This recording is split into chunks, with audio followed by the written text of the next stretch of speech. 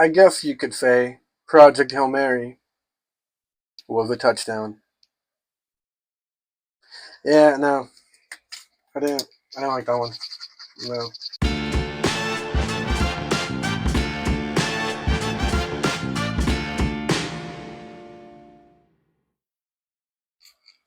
So Project Hail Mary is a 2026 science fiction film based off of a book with the same name. It's directed by Phil Lord and Chris Miller, who brought us the Lego Movie, Cloudy with a Chance of Meatballs, and 21 and 22 Jump Street. So just a bunch of mediocre films no one remembers. This movie stars Ryan Gosling, Sandra Hüller, and James Ortiz, who we'll get more into in just a minute.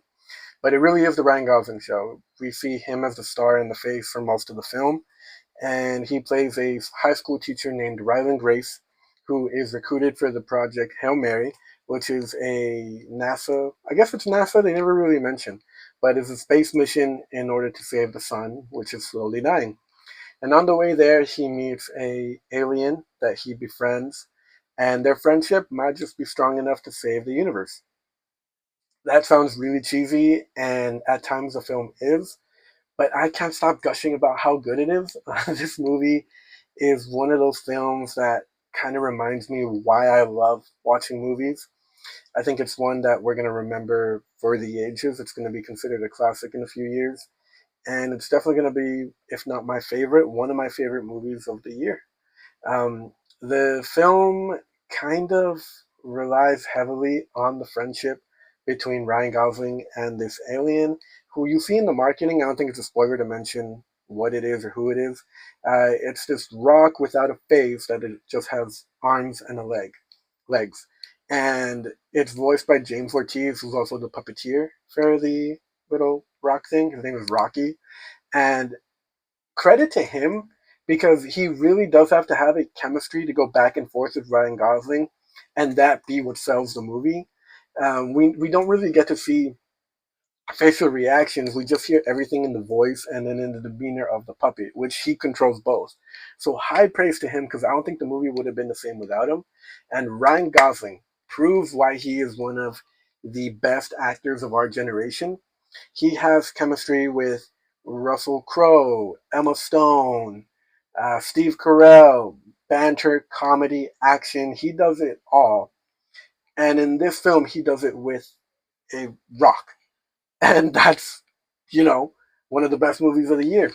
So I have to say, this film is well paced. It jumps in between two timelines. The movie starts off with Ryan Gosling waking up from a coma, induced coma, for the project. And so when he wakes up, he has a little bit of amnesia. So we get him remembering his time on Earth and events that led up to the mission, um, as he's going through the mission. So in the very beginning, he doesn't really remember much about who he is.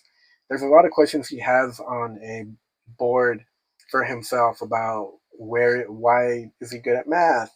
Who is he? Why does he have muscles? And those are all really good questions that don't really get answered. We don't learn why he has muscles while he's in a coma.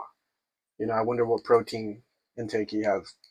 But anyway, yeah, no, this movie jumps back and forth between the timelines, and you would think because it's been done in other movies where we go in between timelines, you kind of wish we stick to one rather than the other.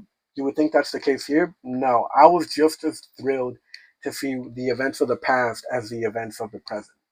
This movie does such a great job at illustrating the importance of both, and the surrounding cast is just great. Sandra Hüller, who plays the lead scientist on this mission, she has to be kind of cold, kind of calculated, but you can see the cracks where her humanity lies. And apparently, in the book, there's a lot more details that they don't go into. Some of the actions she takes kind of lead to her being imprisoned in the book. That doesn't happen in the movie. But you do question her and her motives, even though in the end, you know why she's doing what she's doing. But all of that is done gracefully by the actress. And so I have to give props to everybody. The cinematographer, Greg Fraser, who did the two Dune movies, The Batman and The Creator, which are all cinematography speaking, they're all beautifully shot. And so this is another example of great work by him. The score, I'm not too sure who did it, but the score was beautiful. The visuals were beautiful. The story was great. Acting was superb. I have almost no negatives to say about this movie. I would say watch it in theaters.